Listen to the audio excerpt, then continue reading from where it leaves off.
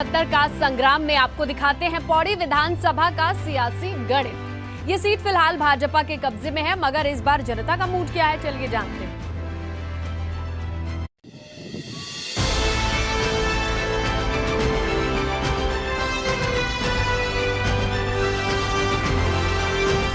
पौड़ी गढ़वाल की पौड़ी विधानसभा सीट पर फिलहाल भाजपा का कब्जा है। मुकेश कोहली यहां से भाजपा के विधायक हैं। चलिए अब एक नजर विधानसभा के सियासी इतिहास पर डालते हैं। पौड़ी सीट पर 2002 में हुए चुनाव में कांग्रेस की जीत हुई। नरेंद्र सिंह भंडारी विधायक चुने गए थे।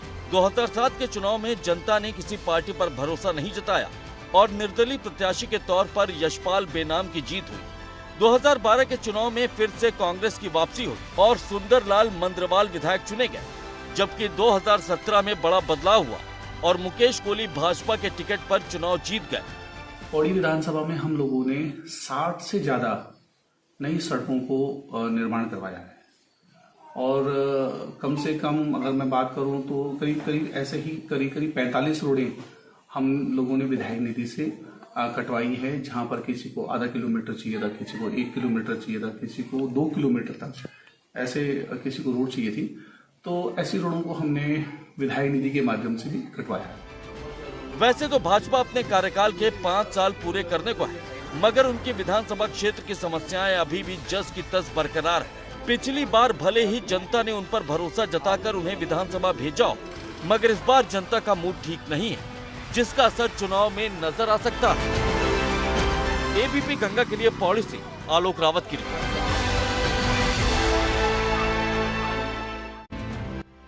चलिए ये भी जान लीजिए कि 2017 का चुनावी नतीजा क्या रहा था। 2017 के चुनाव में भाजपा प्रत्याशी मुकेश ने कांग्रेस प्रत्याशी नवल किशोर को चुनाव हराया था और कोटद्वार से विधायक का दावा है कि उन्होंने अपने विधानसभा क्षेत्र में विकास के काफी काम करवाए हैं, मगर विपक्ष उनके कामों पर क्या कहता है ये भी देख लीजिए आप। कांजी हाउस हम लोग बना रहे हैं, स्लेटरा हाउस हम लोग बना रहे हैं। पौड़ी में जो कूड़े की समस्या है ये बहुत विकट और बहुत बड़ी समस्या है और इस समस्या के लिए जब हम लोग इलेक्शन लड़ रहे थे तो हमने कहा था कि हम उसका निवारण करेंगे। पौड़ी के ट्रेचिंग ग्राउंड के लिए हमने भूमि का चयन कर लिया है, भारत सरकार से उसकी स्वीकृति मिल गई है। तो हमारे क्षेत्रीय विधायक हैं वो हर मामले में जो है विफल हो चुके हैं।